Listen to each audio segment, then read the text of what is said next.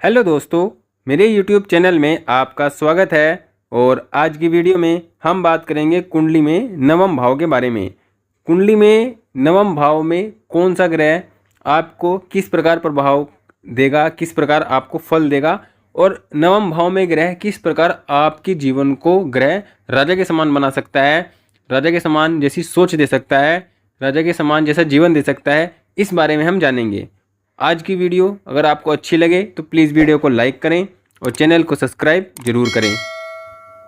कुंडली में सबसे अधिक जो महत्वपूर्ण भाव होता है वो लगन होता है, क्योंकि लगन व्यक्ति का खुद का भाव माना जाता है। खुद की पर्सनैलिटी, खुद का सोच विचार सब कुछ जो है वो लगन से देखा जाता है। मतलब एक भाव अगर हम कहें तो सबसे अधिक महत्वपूर्ण भाव लगन माना जाता है, क्योंकि लगन व्यक्ति खुद होता है।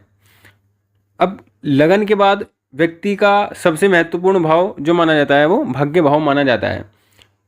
भाग्य भाव इसलिए महत्वपूर्ण हो जाता है क्योंकि भाग्य से बढ़कर कुछ नहीं होता है। जो किसी व्यक्ति के भाग्य में होता है उसको उतना ही मिलता है। भाग्य से ना तो अधिक मिलता है ना कम मिलता है, और जितना व्यक्ति के भाग्य में होता है उतना उसको प्राप्त होता है। उसके लिए भी उसको कर्म करने की आवश्यकता पड़ती है, तब जाकर उसको प्राप्त होता है।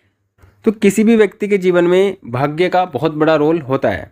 भाग्य भाव की हम बात करते हैं तो भाग्य भाव में काल पुरुष में 9 नंबर की राशि आती है, जो धनु राशि होती है, जो गुरु ग्रह के प्रभाव में आती है। मतलब भाग्य भाव में जो ग्रह का प्रभाव रहता है सबसे अधिक वो गुरु ग्रह का रहता है। अब गुरु ग्रह भाग्य के कारक भी ग्रह होते हैं और धन के कारक होते हैं। गुरु ग्रह बहुत सारी चीज़ों के कुंडली में कारक होते हैं, तो अपने आप में गुरु ग्रह की महत्ता भी इस कारण बढ़ जाती है।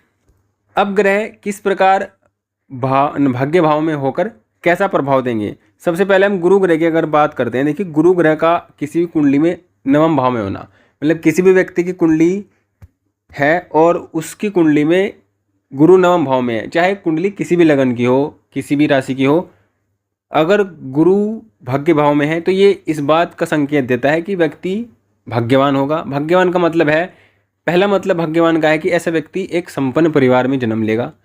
दूसरी, संपन्न परिवार में जन्म लेने का मतलब है कि ऐसा व्यक्ति गरीब परिवार में जन्म ले सकता है। ऐसा नहीं है कि वो बहुत पैसे वाले में लेगा। संपन्न का मतलब है जहाँ स्थितियाँ ठीक ठाक हैं। अगर इस पर पापक ग्रह की इस प्रभाव ज़्यादा है तो फिर ये स्थिति थोड़ी कम और हो जाती है। अगर शुभ ग्रह की स्थिति गुरु और भाग्य भाव पर है तो ये स्थिति थोड़ी और अच्छी हो जाती है। लेकिन यहाँ पर यह है कि व्यक्ति को जीवन में भाग्य प्राप्त होता है। भाग्य किस प्रकार प्राप्त होगा? घर परिवार से, पिता से, मुख्य रूप से पिता का सहयोग जीवन में व्यक्ति को पूरा मिलता है। और जब किसी के जीवन में किसी व्यक्ति को उसके पिता का सहयोग पूरा मिलता है, पूरा सपोर्ट मिलता है, तो व्यक्ति का भाग्य वैसे भी चमकता रहता है। अब गुरु अगर नवम भाव में है तो ऐसे व्यक्ति उदार होते हैं, दयालु होते हैं और बहुत स्वाभिमान रखने वाले होते हैं। देखिए, सूर्य के प्रभाव में भी ऐसा ही होता है और गुरु के प्रभाव में भी ऐसा ही होता है। लेकिन गुरु के प्रभाव में जो स्वाभिमान होता है वो उदारता के साथ होता है। मतलब व्यक्ति उदार भी होता है और स्वाभिमान भी होता है व्यक्ति के अंदर। तो व्यक्ति दूसरों के लिए काम करना पसंद करेगा। वह ऐसा पसंद नहीं करेगा कि वह दूसरे उसके लिए काम करे। वह इस प्रकार की सोच नहीं रखेगा। वह रखेगा कि मैं दूसरों के लिए काम कर दूं, दूसरों को दे दूं, खुद लेना पसंद नहीं करेगा। मतलब इस तरह की सोच व्यक्ति की होती है जब गुरु नवम भाव में होते हैं। लेकिन यहाँ से लगन पर प्रभाव पड़ता है सप्तम, तीसरे भाव पर और पंचम पर। तो तीसरे भाव पर जब प्रभाव पड़ेगा, गुरु का दृष्टि पड़ेगी, तो इसका मतलब ये होगा कि व्यक्ति जो भी प्रयास करेगा, जिस भी काम के लिए एफर्ट लगाएगा, मेहनत करेगा, उस पर जब गुरु का प्रभाव रहेगा तो उसमें बहुत आसानी से सफलता मिलेगी, आसानी से उसमें कार्य बनेंगे। और गुरु ग्रह का प्रभाव नवम भाव पर रहेगा, पंचम भाव पर रहेगा नवम दृष्टि, तो ये भी अपने व्यक्ति के जीवन में ज्ञान को बढ़ाने का काम करेंगे। व्यक्ति के जीवन में उसकी संतान को अच्छे जीवन देने का, अच्छी सोच देने का, व्यक्ति की खुद की बुद्धि भी बहुत अच्छी, सतमार्ग पर चलने वाली, सत कार्य को करने वाली। मतलब कुल मिलाकर अगर हम बात करते हैं तो गुरु अगर नवम भाव में है तो ये व्यक्ति के जीवन को राजा जैसा बनाते हैं। राजा जैसा का मतलब है कि व्यक्ति के अंदर स्वाभिमान बहुत अच्छे स्तर का होता है, और वैसा स्वाभिमानी व्यक्ति ही राजा के समान जीवन जी सकता है। जो स्वाभिमान वाली सोच नहीं रखता है, ऐसा व्यक्ति राजा जैसा जीवन नहीं जी सकता है। और गुरु अगर नवम भाव में है तो भाग्य से व्यक्ति का साथ देता है। जिस भी काम को व्यक्ति करता है उसमें व्यक्ति सफल होता है, भाग्य उसका सपोर्ट करता है। और सपोर्ट करने के साथ साथ व्यक्ति जैसे जैसे उम्र बढ़ती है, व्यक्ति का भाग्य उसका साथ देता है। ऐसे लोगों को जीवन में गुरु जो मिलते हैं वो भी अच्छे मिलते हैं। अच्छे का मतलब है जो उनको सही समय पर सही सलाह दें, सही ज्ञान दें, सही उनको बात बताएं, ऐसे गुरु उनको मिलते हैं। जब कुंडली में राहु होता है नवम भाव में, तो ऐसे व्यक्ति के जो गुरु होते हैं वो भी गुरु भी सही समय पर सही सलाह नहीं दे पाते हैं, या गुरु की तरफ से भी कुछ कमियां रह जाती हैं जिनके नवम भाव में राहु होते हैं। लेकिन जिनके नवम भाव में गुरु होते हैं, ऐसे लोगों को गुरु ऐसे मिलते हैं जो उनको बहुत अच्छी और सटीक सलाह देते हैं, सटीक ज्ञान देते हैं, सटीक उनको आचरण देते हैं, सटीक उनके जो व्यवहार है, जो उनकी सोच है, जो उनको मतलब जो भी उनको शिक्षा देते हैं हर प्रकार की वो सटीक देते हैं और उनके जीवन में वह शिक्षा काम आते हैं, जिससे उनको सफल बनाते हैं। तो गुरु का प्रभाव नवम भाव में बहुत श्रेष्ठ होता है। अब देखिए हम सूर्य ग्रह की बात करते हैं। देखिए सूर्य ग्रह भी नवम भाव के कारक ग्रह हैं। सूर्य लगन के कारक होते हैं और नवम भाव के कारक होते हैं। अब सूर्य अगर नवम भाव में है तो ऐसे व्यक्ति के पिता का सहयोग भी ऐसे व्यक्ति को मिलता है। देखिए सूर्य अगर यहाँ नीच राशि में हो, राहु के साथ हो, मंगल से दृष्ट हो और शनि से दृष्ट हो, तो ऐसे व्यक्ति के पिता का जीवन बहुत संघर्ष में हो जाता है। व्यक्ति के पिता का जीवन, खुद का जीवन बहुत स्ट्रगल वाला रहता है। वो खुद को ही बहुत अच्छे से स्टेब्लिश नहीं कर पाते जीवन में, तो ऐसे व्यक्ति को पिता का सहयोग भी कम मिलता है, क्योंकि पिता का जो स्थायित्व है वह नहीं हो पाता है। जीवन में पिता को भी संघर्ष करना पड़ता है। लेकिन अगर सूर्य यहाँ अच्छी स्थिति में, शुभ ग्रह से दृष्ट हैं या नीच राशि में नहीं है, मित्र ग्रह के साथ हैं, तो ऐसे व्यक्ति के पिता किसी अच्छे पद पर होते हैं या अच्छे जीवन में पूर्ण रूप से स्थायी काम करने वाले होते हैं, या स्थायित्व उनके जीवन में होता है। धन मान सम्मान की कमी नहीं होती है और ऐसे व्यक्ति को पिता का सपोर्ट मिलता है, जिस कारण व्यक्ति अपने जीवन में सफलताएं या जो लक्ष्य है उनको पूरा कर लेता है। क्योंकि जब पिता का सपोर्ट रहता है तो व्यक्ति किसी भी लक्ष्य को कम समय में प्राप्त कर सकता है। अगर पिता का सपोर्ट ना हो तो व्यक्ति को उसी काम को करने में बहुत समय लगता है, बहुत अधिक उसका जीवन उस काम में लग जाता है। सूर्य अगर नवम भाव में है तो ऐसा व्यक्ति बेहद स्वाभिमानी होता है और ऐसे व्यक्ति के स्वाभिमान को लोग घमंडी समझते हैं। मतलब ऐसे व्यक्ति को जो सामाजिक छवि होती है ऐसे व्यक्ति की, जो लोग उसके बारे में सोचते हैं, वो कहीं ना कहीं सोचते हैं कि ऐसे व्यक्ति बहुत घमंडी है, बहुत ज़्यादा घमंड रखने वाला व्यक्ति ऐसा होता है। लेकिन हकीकत में ऐसा व्यक्ति स्वाभिमानी होता है। घमंड और स्वाभिमान से बिल्कुल आसपास की स्थिति ऐसे व्यक्ति की होती है। सूर्य नवम भाव में हो तो ऐसे व्यक्ति जो आध्यात्मिकता है उसके प्रति भी झुकाव रखता है और ऐसे व्यक्ति के जीवन में, जैसे अगर ऐसा व्यक्ति आध्यात्मिकता की ओर जाता है, आध्यात्मिकता में क्षेत्र में काम करता है, तो उसको एक अलग ही मान सम्मान प्राप्त होता है। और सूर्य का नवम भाव में है तो व्यक्ति के जीवन में मान सम्मान की कमी नहीं होती है। ऐसे सूर्य व्यक्ति को ऐसी ऐसी जगहों से सम्मान दिलाते हैं जहाँ वो डिजर्व भी नहीं करता है। मतलब ऐसे व्यक्ति जहाँ डिजर्व भी नहीं करता है वहाँ भी व्यक्ति को सम्मान मिलता है। जहाँ उसकी एलिजिबिलिटी नहीं होती है सम्मान लेने की, वहाँ पर भी ऐसे व्यक्ति को सम्मान मिल जाता है। सूर्य नवम भाव में इस तरह से प्रभाव देते हैं। कहने का मतलब ये है कि सूर्य अगर नवम भाव में है तो ये अपने आप में अत्यंत श्रेष्ठ स्थिति है। सूर्य बस यहाँ पर पीड़ित ना हो, पाप ग्रह से दृष्ट ना हो। अगर पाप ग्रह से दृष्ट होंगे तो व्यक्ति के पिता के जीवन में संघर्ष रहेंगे, खुद के जीवन में भी व्यक्ति के संघर्ष है, क्योंकि पिता के जीवन में संघर्ष रहेगा तो व्यक्ति के खुद के जीवन में भी संघर्ष रहेगा। कुल मिलाकर सूर्य का नवम भाव में होना व्यक्ति को जीवन में सफल बनाता है, मान सम्मान युक्त जीवन जीता है। देखिए अब बात करते हैं कुंडली में चंद्रमा की। चंद्रमा नवम भाव में, देखिए चंद्रमा नवम भाव में अगर हैं तो ये अपने आप में अच्छी स्थिति है। व्यक्ति का भाग्य अच्छा होगा, लेकिन व्यक्ति कोई ज़्यादा मेहनत करने वाला नहीं होगा, बहुत ज़्यादा मेहनती नहीं होगा, दृढ़ निश्चय नहीं होगा। व्यक्ति बहुत फ्लेक्सिबल होगा। ऐसा व्यक्ति होता है अपने विचारों में, अपनी आध्यात्मिकता में और अपने भाग्य में भी हर प्रकार से फ्लेक्सिबिलिटी ऐसा व्यक्ति रखता है।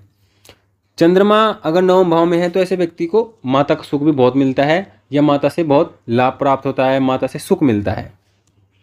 चंद्रमा सुख का कारक भी है तो व्यक्ति को जीवन में सुख भी मिलते हैं। लेकिन देखिए चंद्रमा नवम वाला व्यक्ति बहुत मेहनती नहीं होता है, बहुत मेहनत करने में विश्वास भी नहीं रखता है, क्योंकि चंद्रमा की दृष्टि तीसरे भाव पर है और तीसरा भाव पराक्रम का है, मेहनत का है, एफर्ट्स का है। अब चंद्रमा की दृष्टि अगर तीसरे भाव पर पड़ेगी तो ये व्यक्ति को खैली पुलाव में रहने वाला बनाएगा। व्यक्ति मेहनत कम करेगा, काम के बारे में व्यक्ति सोचेगा ज़्यादा, प्लानिंग बनाएगा। बस प्लानिंग बनाने में बहुत व्यक्ति अच्छा होता है, ट्रैवलिंग में अच्छा होता है, लेकिन उसको जब एग्जीक्यूट करने की बात आती है, प्लान को चलाने की बात आती है, प्लान पर काम करने की बात आती है, तो ये टाल मटोल करते हैं और पूर्ण अपने मन से काम नहीं करते हैं, लेकिन फिर भी इनका भाग्य इतना अच्छा होता है, सपोर्ट होता है इनको भाग्य का कि जीवन में सभी सुख सुविधाएं, सभी काम इनके जीवन में हो जाते हैं। लेकिन ये कम मेहनती होते हैं और कम परिश्रम करने वाले होते हैं और मेहनत में भी कम विश्वास करते हैं। इस प्रकार की सोच इनकी होती है। कुल मिलाकर अगर हम कहें तो नवम भाव में चंद्रमा कुल मिलाकर चीज़ों के लिए अच्छा है। जीवन में हर प्रकार की सुख सुविधाएं जीवन में प्राप्त व्यक्ति कर लेता है, लेकिन कम मेहनत में भी व्यक्ति को चीज़ें मिलती रहती हैं। ऐसा व्यक्ति का जो जीवन होता है वो होता है कि कम मेहनत करता है, कम प्लान और कम एफर्ट्स लगाता है, उसके बाद भी चीज़ें मिलती रहती हैं। ऐसा स्थिति इनके जीवन में होती है। लेकिन चंद्रमा का होना नवम भाव में अच्छा है। ऐसे व्यक्ति स्वाभिमानी जैसे नहीं होते हैं, फ्लेक्सिबल होते हैं अपने जीवन में, और ना कोई इनमें घमंड होता है, ना इतने स्वाभिमानी होते हैं, और धर्म के प्रति भी कोई विशेष इच्छा नहीं रखते हैं। धर्म के प्रति भी ये बहुत मिला जुला प्रभाव रखते हैं। बहुत ज़्यादा धर्म के प्रति झुकाव नहीं रखते, बहुत कम भी नहीं रखते, औसत स्थिति इनकी रहती है। अगर ऐसे चंद्रमा पर गुरु का प्रभाव हो, गुरु की दृष्टि हो, तो फिर ऐसे व्यक्ति धर्म के क्षेत्र में बहुत नाम कमाते हैं। धर्म के क्षेत्र में उनका जो एक रुतबा होता है वो बहुत श्रेष्ठ होता है। और ऐसे व्यक्ति को अपने पिता से भी लगाव रहता है, उनका जो मन रहता है, क्योंकि चंद्रमा व्यक्ति का मन होता है, और जहाँ चंद्रमा होता है कुंडली में वहाँ ही व्यक्ति का मन बहुत ज़्यादा रहता है। जैसे चंद्रमा नवम भाव में होगा तो व्यक्ति अपने पिता से बहुत जुड़कर रहेगा, पिता से बहुत अपनी बात को शेयर करेगा, अपनी बात को जानने का कहेगा। तो पिता से मतभेद नहीं होते हैं। ऐसे व्यक्ति की पिता से स्थितियाँ व्यक्ति की अच्छी रहती हैं। सूर्य जब नवम भाव में होता है तो व्यक्ति के पिता से विचार नहीं मिलते हैं और पिता से भी मतभेद रहता है, लड़ाई झगड़े भी रहते हैं इस प्रकार। लेकिन चंद्रमा के होने से ऐसी स्थिति नहीं रहती है, बहुत श्रेष्ठ स्थिति होती है। अब देखिए शुक्र की बात करते हैं। कुंडली में शुक्र नवम भाव में है। देखिए नवम भाव में शुक्र का होना ये इस बात को दिखाता है कि शुक्र किस बात के कारक हैं, सुख के कारक हैं, और सभी भौतिक सुखों के कारक हैं जो शुक्र होते हैं। अब शुक्र किसी की किस्मत में, नवम भाव किस्मत का है, भाग्य का है, तो किस्मत में जब शुक्र ग्रह बैठता है तो व्यक्ति के जीवन में इस बात को लिख देते हैं कि सभी सुख ऐसे व्यक्ति प्राप्त करता है, हर प्रकार के भौतिक सुख सुविधाएं व्यक्ति को प्राप्त होती हैं। लेकिन शुक्र ये प्रैक्टिकली देखने में आया कि जिनके नवम भाव में होता है उनका वैवाहिक जीवन अच्छा नहीं होता है। उनका वैवाहिक जीवन देर से भी शुरू होता है। एक जो नॉर्मल एज होती है, मान लो देश काल परिस्थिति के अनुसार हम बात करते हैं, भारत जैसे देश में 25, 26, 28 तक 25 से 28 तक लोगों के जो बच्चों के जो विवाह हैं वो होते हैं। 25 से 28 तक वैवाहिक जीवन शुरू होता है। लेकिन जब नवम भाव में शुक्र होता है तो ऐसे व्यक्ति का जो वैवाहिक जीवन शुरू होता है वो 30-31 के बाद ही होता है, इससे पहले नहीं होता है। वैवाहिक जीवन भी बहुत श्रेष्ठ नहीं होता है, नॉर्मल होता है, लेकिन सुख सुविधाएं जो होती हैं व्यक्ति को पूर्ण रूप से मिलती हैं। वैवाहिक जीवन बहुत अच्छा खराब न औसत दर्जे का होने के बाद भी भौतिक सुविधाएं का मतलब है कि व्यक्ति अपने जीवन में जहाँ भी घूमना चाहता है, जिस भी चीज़ का यूज़ करना चाहता है, जैसे भी यूज़ करना चाहता है, जैसे भी अपने जीवन को खुशी से जीना चाहता है, उस प्रकार खुशियों से भी जी सकता है। लेकिन नवम भाव में शुक्र के होने से देखिए तीसरे भाव पर इसकी दृष्टि पड़ेगी तो छोटे भाई से भी व्यक्ति को बहुत सुख मिलेगा। छोटा भाई होगा, व्यक्ति के सपोर्ट में रहेगा, छोटे भाई से बहुत हेल्प मिलेगी ऐसे व्यक्ति को जिसका शुक्र की दृष्टि तीसरे भाव पर पड़ती है। शुक्र जिनके नवम भाव में होते हैं या अष्टम भाव में होते हैं, मुख्यतः नवम में हो, अष्टम में हो, या नवमांश कुंडली में नवम में अष्टम में हो, तो ऐसे व्यक्ति ज्योतिष के क्षेत्र में भी काम करते हैं और ज्योतिष के क्षेत्र में बहुत अच्छा काम करते हैं। और शुक्र धन का भी कारक है, तो शुक्र क्या है, धन का कारक है। धन देने की स्थिति शुक्र लक्ष्मी का कारक भी होता है, धन का भी होता है। धन कुंडली में शुक्र से भी देखते हैं तो ऐसे व्यक्ति धर्म से भी धन कमा लेते हैं। धार्मिक कार्य को करके और धर्म से जुड़कर भी व्यक्ति धन कमाते हैं। इस प्रकार की स्थिति भी ऐसे व्यक्ति के जीवन में, ऐसे लोगों के जीवन में होती है। तो शुक्र का होना भी कुंडली में बहुत श्रेष्ठ है, लेकिन वैवाहिक जीवन के दृष्टिकोण से ये अच्छा नहीं होता है। ऐसे व्यक्ति के 2 विवाह की स्थितियाँ भी कभी कभी, अगर सप्तम भाव पीड़ित है, सप्तमेश पीड़ित है, शुक्र नवम में है, नवम पर भी शुक्र पर पाप प्रभाव में है, सारी स्थितियाँ इस प्रकार जाती हैं तो व्यक्ति के 2 विवाह तक भी हो जाते हैं। इस प्रकार स्थितियाँ बनती हैं। कुल मिलाकर नवम भाव में शुक्र अच्छा है, लेकिन कुछ मामलों में यह समस्या भी देता है। देखिए बुध की अगर हम बात करते हैं, बुध नवम भाव में हो तो ये बहुत श्रेष्ठ प्रभाव नहीं देते हैं, बहुत खराब प्रभाव नहीं देते हैं, औसत प्रभाव इनका रहता है। बुध व्यक्ति की बुद्धि होती है, दिमाग होता है, और व्यक्ति का दिमाग और बुद्धि जब धर्म जैसे भाव में जुड़ता है या नवम भाव से जुड़ता है, धर्म भाव से जुड़ता है, तो ऐसा व्यक्ति अपनी बुद्धि को धर्म में भी लगाता है। और ऐसा व्यक्ति ये देखने में आएगा, अगर बुध यहाँ पर बली हैं, डिग्री वाइज बली हैं, मित्र राशि में है, शुभ ग्रह से दृष्ट है, तो धार्मिक कट्टरता भी ऐसे लोगों के अंदर आती है। कहीं ना कहीं धार्मिक कट्टरता की ओर ऐसे लोग चले जाते हैं या जाने की स्थिति रखते हैं जिनका बुध नवम भाव में बली स्थिति में हो। तब ऐसे लोग इस प्रकार के सोच या इस प्रकार की स्थिति में जाते हैं। बुध का नवम भाव में होने से यह है कि व्यक्ति का जो वाणी है, मतलब बुध क्या है, वाणी है, बोलने की कला है, टीचिंग है, इन सब से जुड़कर व्यक्ति अपने भाग्य का निर्माण करता है। और भाग्य का निर्माण करता है तो व्यक्ति अपने भाग्य से सभी चीज़ें पा लेता है। मतलब बुध से रिलेटेड काम करता है, बुध से रिलेटेड चीज़ों को अपने जीवन में अप्लाई करता रहता है, उनका यूज़ करता रहता है और उनसे जुड़ा रहता है, तो व्यक्ति का भाग्य भी उसके साथ जुड़ा रहता है। मतलब बुध का जो प्रभाव है वो नवम भाव में कोई बहुत श्रेष्ठ नहीं है। ऐसे व्यक्ति की माता को भी बहुत कष्ट देखने पड़ते हैं जीवन में, मतलब माता का जीवन कष्टमय होता है बुध जब नवम भाव में होता है। ये भी बहुत श्रेष्ठ स्थिति कुंडली में नहीं मानी जाती है। बुध का प्रभाव नवम भाव से अच्छा अष्टम भाव में मिलता है। ये आप आजमा सकते हैं। किसी कुंडली में अगर नवम भाव में बुध है और किसी कुंडली में अष्टम भाव, तो अष्टम भाव वाला व्यक्ति बुध के प्रभाव को ज़्यादा अच्छा बताएगा, या बुध की दशा अंतर्दशा बुध के समय में उसको ज़्यादा अच्छे फल प्राप्त होंगे, न कि नवम भाव में। तो बुध का नवम भाव में होना कोई विशेष प्रभाव नहीं देता है, कोई बुरा प्रभाव नहीं देता है। यह है कि बस लिमिटेड या औसत दर्जे का प्रभाव बुध का यहाँ पर रहता है।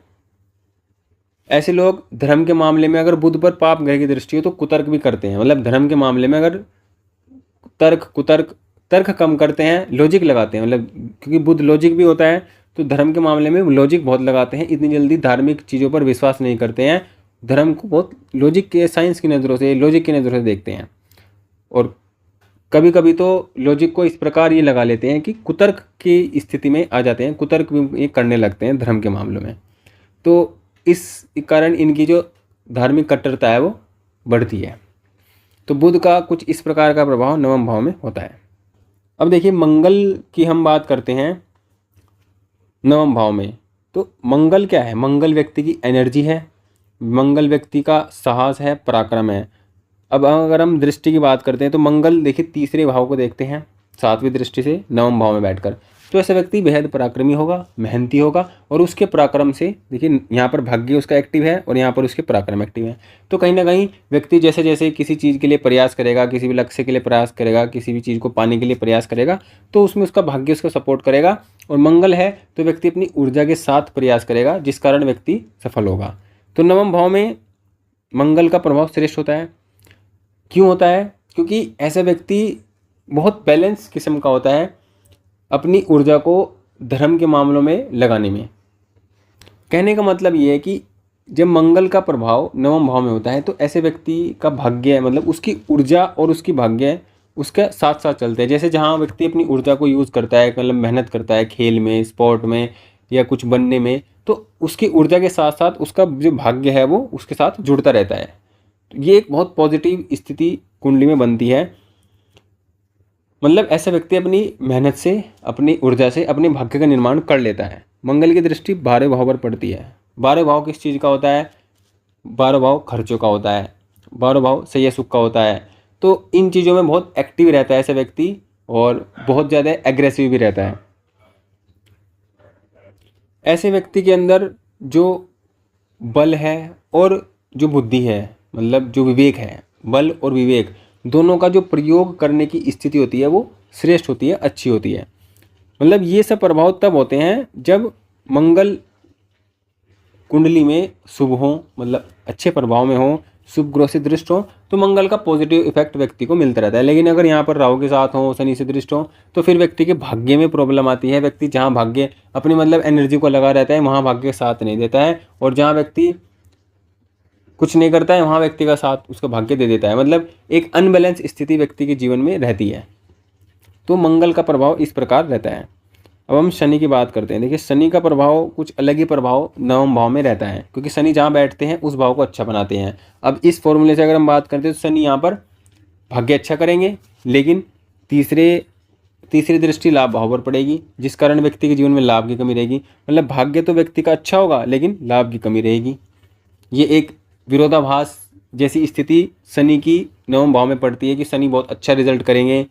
अब अच्छा रिजल्ट करने का मतलब है भौतिक युग में व्यक्ति अपने जीवन में बहुत लाभ प्राप्त करे, लेकिन लाभ में तो कमी रहेगी क्योंकि शनि की दृष्टि है, लाभ से अलग करेगी।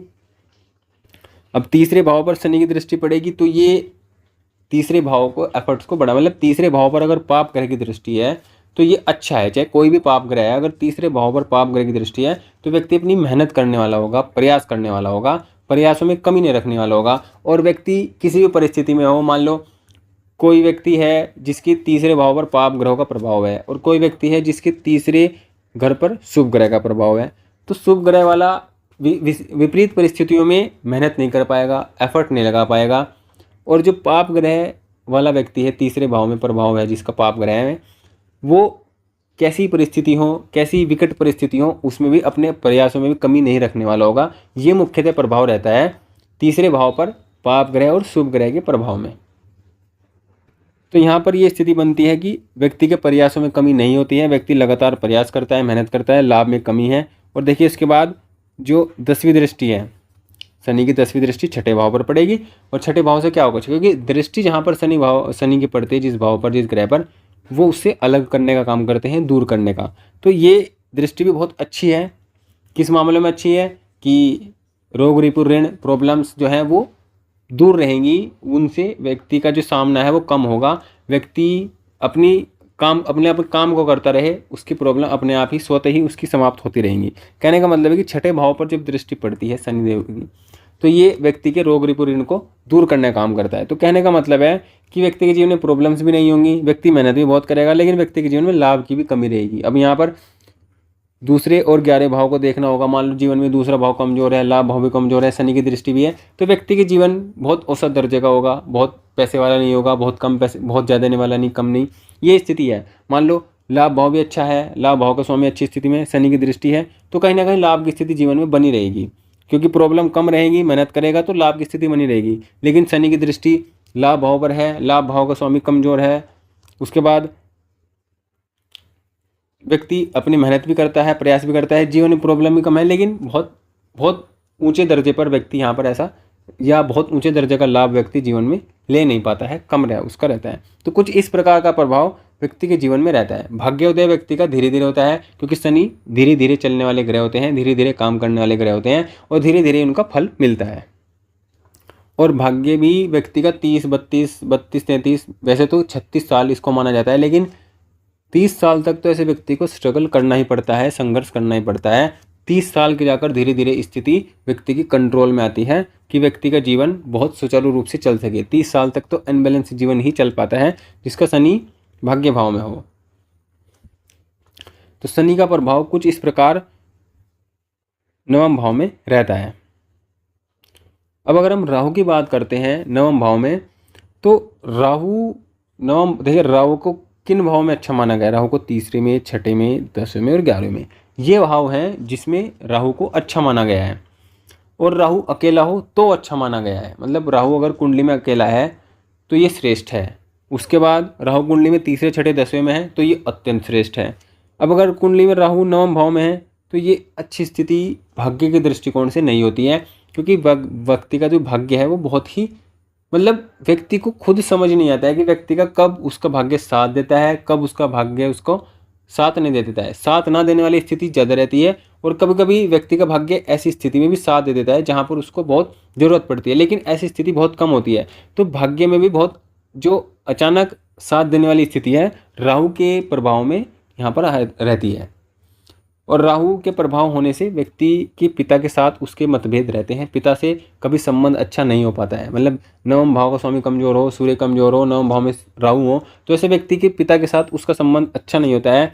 पिता से, चाहे वो अगर दोनों साथ में बैठे हैं पिता पुत्र, तो कुछ देर ही बैठ पाते हैं, और फिर उनकी जो बात है वो इस तरह की करते हैं कि एक दूसरी बात करेगा, एक दूसरी बात, मतलब उनकी जो बातचीत भी होगी वो भी, इसमें भी कोई मेल नहीं होगा, वो भी बहुत अलग होगी। तो नवम भाव में पिता के साथ मतभेद, पिता के साथ भी स्थिति अच्छी नहीं रहती है। भाग्य भी व्यक्ति का सपोर्टिव होता है, लेकिन अगर नवम भाव का स्वामी बहुत अच्छी स्थिति में हो तो सपोर्टिव होता है। अदरवाइज भाग्य को लेकर भी व्यक्ति को संघर्ष करना पड़ता है, और ऐसे व्यक्ति को कम से कम 40-42 साल तक तो स्ट्रगल करना ही पड़ता है, तब जाकर व्यक्ति की स्थिति कुछ अच्छी हो पाती है।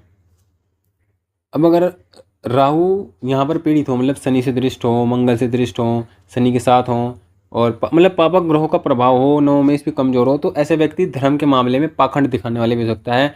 पाखंड का मतलब है कि धर्म को यूज़ भी कर सकते हैं, क्योंकि राहु का मेन प्रभाव है किसी चीज़ को यूज़ करना, अपने इन्फ्लुएंस में लाना। राहु एक मायावी ग्रह है, धोखे देने वाला ग्रह है, तो ये धर्म के मामले में भी व्यक्ति को, लोगों को धोखा दे सकता है और उनका फायदा उठा सकता है। उनकी जो धार्मिक है, आस्था है, उनको तोड़ने का काम कर सकता है, उसका गलत फायदा भी ऐसे लोग उठा लेते हैं जिनका राहु नवम भाव में हो और जो पीड़ित हो। अगर अच्छे प्रभाव में है तो व्यक्ति लोगों को धार्मिक ज्ञान भी देता है, धर्म के मामले में बहुत अच्छी जानकारी भी देता है, धर्म के मामले में लॉजिकली जागरूक भी करता है। लेकिन अगर पीड़ित है तो ये नेगेटिव रिजल्ट बहुत खराब देता है। अब राहु अगर नवम भाव में है तो उसका प्रभाव लगन पर भी रहेगा, पंचम में भी रहेगा, और लगन पे होने से कहीं ना कहीं देखिए, राहु अगर नवम भाव में है तो ऐसा व्यक्ति, चाहे कोई भी हो, कोई भी हो, ऐसे व्यक्ति की जो प्रवृत्ति हो थोड़ी चालाक टाइप की प्रवृत्ति होती है, बहुत बहुत बहुत शरारती दिमाग होता है, बहुत तेज़ दिमाग का होता है। तेज़ दिमाग का मतलब ये है कि बहुत सिचुएशन को भांपने वाला, समझने वाला, तब जाकर काम करने वाला होता है, मतलब चालाक प्रवृत्ति का होता है। किस तरह से किसका फ़ायदा कैसे उठाना है, ऐसे व्यक्ति के व्यक्तित्व में ये चीज़ रहती है, क्योंकि राहु की दृष्टि यहाँ पर पड़ रही है। और राहु नवम भाव में है और नवमेश अच्छी स्थिति में है, तो ऐसे व्यक्ति या ऐसे लोगों के जीवन में जब राहु की दशा हो, अंतर्दशा हो, तो ये बहुत श्रेष्ठ उनको फल देकर जाती है, उनको बहुत अच्छा रिजल्ट देकर जाती है, या उनको कम समय में बहुत बड़ी सक्सेस दे देते हैं राहु। ये राहु का प्रभाव ऐसी स्थिति में मिलता है। तो राहु का भी कुछ इस प्रकार प्रभाव नवम भाव में होता है। अब हम केतु की बात करते हैं। देखिए, केतु एक आध्यात्मिकता का ग्रह है, धर्म के ग्रह हैं और ऊंचाई के ग्रह हैं। केतु का नवम भाव में होना, जैसे राहु का तीसरे भाव में होना श्रेष्ठ है, ऐसे ही केतु का नवम भाव में होना श्रेष्ठ है।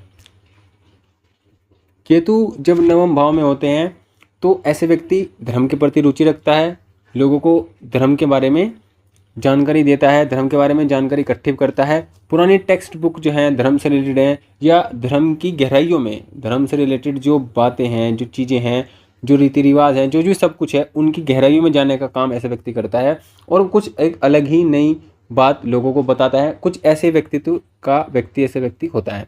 भाग्य ऐसे व्यक्ति का सपोर्ट जरूर करता है। ऐसे व्यक्ति जीवन में आध्यात्मिकता के क्षेत्र में अगर जाता है, नवम के केतु वाला, केतु अगर शुभ ग्रह दृष्टि भी है, तो ये बहुत अच्छी स्थिति व्यक्ति के जीवन में रहती है। और कुंडली में केतु भी मजबूत हो, गुरु भी मजबूत हो, शनि भी मजबूत हो, तो फिर ऐसे व्यक्ति संन्यास प्रवृत्ति के होते हैं, और बहुत कम घुलना मिलना, बहुत कम लोगों से मिलना जुलना, बहुत कम भौतिकता की तरफ आकर्षित होना, रुझान रखना, ये सब लोगों के अंदर कम होता है। जब शनि मजबूत हो, केतु मजबूत हो, गुरु मजबूत हो, तब ये स्थिति रहती है। शुक्र कमज़ोर हो, तो ऐसी स्थिति में ऐसे व्यक्ति बहुत धर्म से पूर्णतः जुड़ जाता है, और जो भौतिकता है, घर परिवार है, उसको अलग रहने की स्थिति भी ऐसे व्यक्ति की सोच ऐसी मतलब रहती है। वो भी अलग अलग परिस्थितियों पर निर्भर करता है। ऐसा नहीं है कि केतु इसमें आए तो ऐसा प्रभाव होगा, ऐसा नहीं होता है। उसमें भी अलग अलग परिस्थितियाँ होती हैं, लेकिन केतु के नवम में होने से ऐसी स्थितियों की जो स्थिति है वो उनकी पॉसिबिलिटी ज़्यादा रहती है। तो इस प्रकार की स्थिति कुंडली में रहती है। नवम भाव में जब कोई भी ग्रह प्रभाव देता है, किस प्रकार ऐसे व्यक्ति, मतलब किस प्रकार ग्रह व्यक्ति के जीवन को प्रभावित करता है, तो कुंडली में अगर देखा जाए तो सूर्य हो, मंगल हो, गुरु हो और राहु हो, ये कुछ प्रभाव हैं जो व्यक्ति को राजा जैसा जीवन देने का काम करते हैं। राहु भी राजा जैसा जीवन देने का काम करते हैं। अगर अच्छे प्रभाव हो तो बहुत श्रेष्ठ प्रभाव देते हैं, और बाकी जो ग्रह हैं वो इतना अच्छा प्रभाव नहीं देते हैं नवम भाव में। ऐसा नहीं है कि नवम भाव भाग्य का ग्रह है और जो नवम भाव में बैठेगा वही भाग्य को बढ़ाने का काम करेगा। भाग्य उस चीज़ से जुड़ा जरूर होता है, लेकिन प्रत्येक ग्रह नवम भाव में बहुत श्रेष्ठ फल दे ये जरूरी नहीं होता है। तो इस प्रकार हमने आज की वीडियो में नवम भाव के बारे में जानने का प्रयास किया। नवम भाव में ग्रहों की स्थिति को, ग्रहों के फल को जानने का प्रयास किया। वीडियो अगर आपको अच्छी लगी हो तो प्लीज़ वीडियो को लाइक करें और चैनल को सब्सक्राइब जरूर करें।